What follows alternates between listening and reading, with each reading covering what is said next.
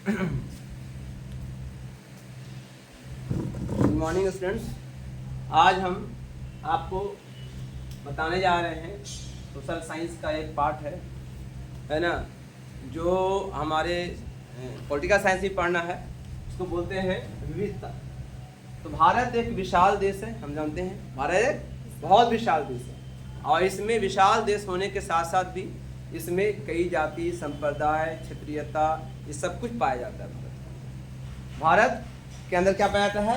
क्षेत्रीयता पाई जाती है ना, और बहुत बदलाव है इसके अंदर। इस मतलब अनेक प्रकार के धर्म हैं, जातियां हैं, भाषा है, त्यौहार है, खान पान है, रहन सहन है, सब अलग अलग है। लेकिन ये सब होने के बावजूद भी हम एक हैं। क्या है? हम एक हैं। इसलिए कहा गया यूनिटी इन डाइवर्सिटी। अब इसे हमारे यहाँ क्या है, सबसे इम्पोर्टेंट चीज़ है, कौन कौन चीज़ में विविधता है। तो सबसे पहले आप देखिए कि प्रजातीय, भारत में बहुत सारी जातियां हैं, एक जाति नहीं है ना। तो जातीय के आधार पर अगर देखोगे पूरे हिंदुस्तान के अंदर अनेकों जातियां हैं, और सब अलग अलग जाति के अलग अलग ट्रेडिशंस हैं, अलग अलग उनकी परंपराएं हैं, अलग अलग रहन सहन है कि नहीं, है ना। अब बहुत सारी से आप देखिएगा, कुछ जातियां हैं जैसे झारखंड के इलाके में आइए तो उनका रहन सहन अलग है। जो जनजाति है, जंगलों में जो रहते हैं, उनकी अलग जान पहचान, उनका अलग वेशभूषा है, उनका रहन सहन है। लेकिन ये सब होते हुए भी उनके दिल में ख्याल आता है कि हम भारतीय हैं, ठीक है। तो उसको बोलते हैं प्रजातीय विविधता। और एक होता है भाषा के आधार पे है। भारत में बहुत सारी भाषाएं बोली जाती हैं, बहुत सारी बोलियां बोली जाती हैं, है ना। जब सर्वे किया गया तो भारत में कितनी भाषाएं थी? 652 भाषाएं थी, है ना। उन सारी भाषाओं और अलग अलग क्षेत्र में अलग भाषा, लेकिन अलग भाषा होने के बावजूद भी हम लोग विविध हैं, है ना। कोई उर्दू बोलता है, कोई हिंदी बोलता है, कोई मगही बोलता है, कोई मैथिली बोलता है, कोई मराठी बोलता है, कोई मलयालम बोलता है, लेकिन सब एक हैं, सब एक हैं। तो हो गया भाषाई विविधता। और फिर एक है धार्मिक विविधता। भारत में, भारत कहते हैं ना, भारत जो है धर्मों का पालना है। India is the cradle of religion. यहाँ पर हिंदू भी है, मुसलमान भी है, सिख भी है, ईसाई भी है, पारसी भी है। सभी धर्म को यहाँ बराबरी का स्थान दिया गया। भारत के संविधान के अंदर भी डाला गया है कि भारत एक सेकुलर कंट्री है। भारत के संविधान में भारत का अपना कोई धर्म नहीं है, लेकिन सभी धर्मों को अपना अपना धर्म मानने का अधिकार दे दिया गया। तो देखने में तो लगता अलग अलग है, लेकिन सब हम एक है ना।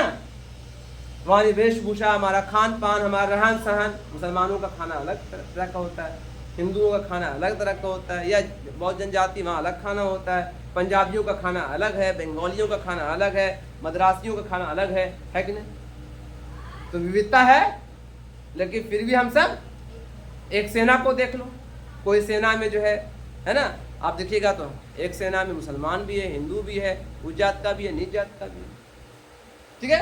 उसी तरह से जातीय विविधता, जाति के आधार पर, जनजाति के आधार पर विविधता है ना। भारत में बहुत सारी जनजातियां हैं, ठीक है। स्थान के आधार पर जातियां हैं, है ना।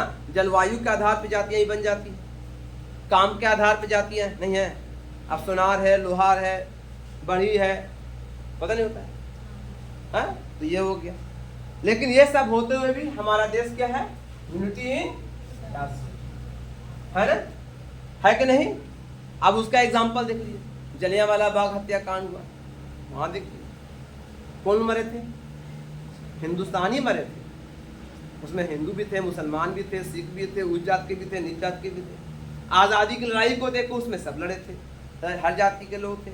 भले है अपने हिसाब से धार्मिक, सांस्कृतिक इत्यादि भेदभाव है, लेकिन इसमें कोई तर्क नहीं है, कोई रोक नहीं सकता। लेकिन अगर जब देश की बात आती है तो हम सब है ना, हमारे भेदभाव खत्म हो जाते है ना। व्यक्तिगत भेदभाव है, देखिए यहाँ देखो, व्यक्तिगत भेदभाव है और जातिगत भी भेदभाव, ठीक है। व्यक्तिगत आपसे भेदभाव हो सकता है, और जातिगत भी है ना, जातिगत भी भेदभाव हो सकता है। लेकिन अगर ज़रूरत पड़ेगी तो क्या आप हमको मदद नहीं कीजिएगा? कीजिएगा। तो हम सब भले ही जात से, व्यक्तिगत से अलग अलग हैं, फर्क है, लेकिन फिर भी हम एक हैं। कुछ लोगों की सोच अलग है। पूर्वाग्रह इसको बोलते हैं हम लोग, पूर्वाग्रह को अंग्रेजी में बोलते हैं प्रेजुडिस। तो आज हर अलग अलग विचारधारा के लोग हैं।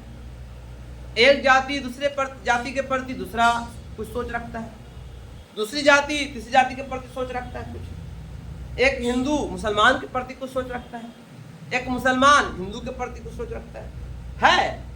इससे हम इनकार नहीं कर सकते, लेकिन ये सब होते हुए भी हम सब जरूरत पड़ती है। देश पर अगर कोई है ना बाहरी ताकतों का आक्रमण हो जाता है तो हम सब हिंदू मुसलमान होकर के, एक होकर के, सारी जातियां, सारे संप्रदाय के लोग एक साथ होकर के, सारे धर्मों के साथ होकर के एक साथ लड़ाई लड़ने का काम करते नहीं करते? तो पूर्वाग्रह भी एक प्रकार का समझिए कि है विश्वास, है ना, विश्वास के आधार पे है, व्यवहार के आधार पे है ना, पूजा पाठ के आधार पर है। पूर्वाग्रह है कि नहीं है? समझ प्रेजुडिस समझ में आया है? अब हर आदमी एक दूसरे के प्रति कुछ सोचता ही सोचता है। अब कोई मतलब मुसलमान है और हिंदू को देख लिया तो जाहिर सी बात दिमाग में कुछ ख्याल है कि हिंदू है, ये पूजा करता है, ये पंडित जी है।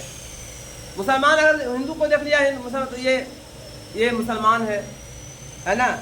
और कुछ अच्छे लोग होंगे तो अच्छा सोच रखेगा, और जो बुरे लोग होंगे तो बुरा सोच रखेगा, रखता है। लेकिन पूर्वाग्रह है, लेकिन ये सब होते हुए भी जरूरत पड़ने पर एक हिंदू मुसलमान के लिए तैयार है, एक मुसलमान हिंदू के लिए तैयार है मदद करने की। कुछ रूढ़ी धारणाएं हैं, रूढ़ी धारणा मतलब स्टेरियोटाइप है, कुछ कस्टम से, है ना। एक धर्म के अंदर अलग अलग रूढ़ी धारणाएं हैं, अलग अलग स्टेरियोटाइप है कि नहीं है?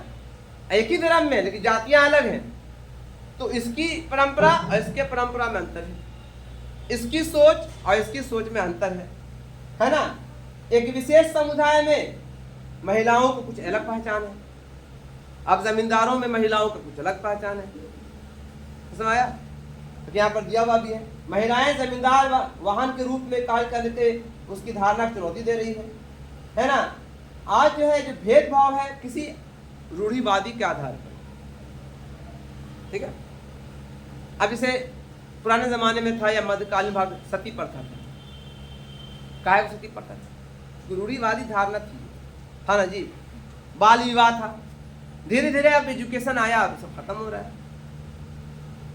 सामाजिक समानता, है ना। अनुच्छेद नंबर 14 से 18 में समानता का प्रावधान है कि नहीं? मौलिक अधिकार में समानता का प्रावधान है, हम सब समान हैं। तो हालांकि असमानता है ना, अमीरी गरीबी के आधार पे, जाति के आधार पे, सोच के आधार पे, धर्म के आधार पे है समानता है। लेकिन संविधान ने हमें क्या छूट दे दी कि हमारे अंदर सोशल इक्वलिटी है, हम सब एक हैं, हम में कोई फर्क नहीं, ठीक है। इसी को नाम दिया गया आपको सोशल इक्वलिटी, ठीक है। समझ आ गया? तो ओवरऑल कंक्लूजन क्या निकला कि हमारे अंदर बहुत सारे फर्क हैं, डिफरेंसेस हैं, लेकिन डिफरेंसेस होने के बावजूद भी हम सब एक गुलदस्ते के फूल। भारत एक गुलदस्ता है जिसमें एक गुलदस्ते में अगर एक रंग का फूल रहे तो खूबसूरत लगता है। एक रंग का फूल, एक गुलदस्ते में एक रंग का फूल रहे अच्छा लगता है? कोई भी अच्छा लगता है, सब रंग का भी अच्छा लगता है। कौन बेहतर अच्छा लगता है? सब रंग वाला। तो वैसे ही भारत एक ऐसा देश है जो एक गुलदस्ता है जिसमें सभी रंगों के, क्या सभी रंग। अगर एक रंग हटा दिया जाए तो रंग खराब हो जाए, है ना। आप कपड़ा पहने हो ना, कैसा है? दो रंग है, मल्टी कलर वही रंग है, 3 रंग दिख रहा है हमको, 3 से 4 रंग है। पीला भी दिख रहा है, लाल भी दिख रहा है हल्का फुल्का कहीं पर, और आपका ब्लू भी दिख रहा है और व्हाइट भी दिख रहा है। यही खाली व्हाइट रहता तो क्या होता? सिर्फ सादा लगता ना है? समझ में आई बात? हम मल्टी कलर पहनते नहीं पहनते, काहे ला मल्टी कलर क्यों पहनते? बोलिए, एक रंग का पहनो, ब्लू ऊपर ब्लू नीचे, नहीं, वो नहीं ठीक है। खराब लगेगा ना। वैसे ही हमारे जीवन के अंदर हमारा देश वैसे ही मल्टी कलर्ड है ना।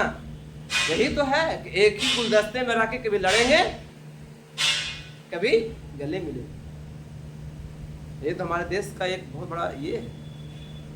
कभी झगड़ेंगे भी और जरूरत पड़ने पर तीज त्योहारों में एक दूसरे से गले ही मिलेंगे, एक दूसरे को बधाइयाँ भी देंगे। यही हमारे देश की रीति रिवाज, जो हमारे पूर्वजों ने, हमारे बुजुर्गों ने, हमारे साधु संतों ने, हमारे पीरों बुजुर्गों ने, हमारे पैगंबरों ने, हमारे अवतारों ने, हमारे ऋषि मुनियों ने जो सीख दी है, वही सीख, वही परंपरा है। इसी को कहा जाता है वसुधैव कुटुंबकम।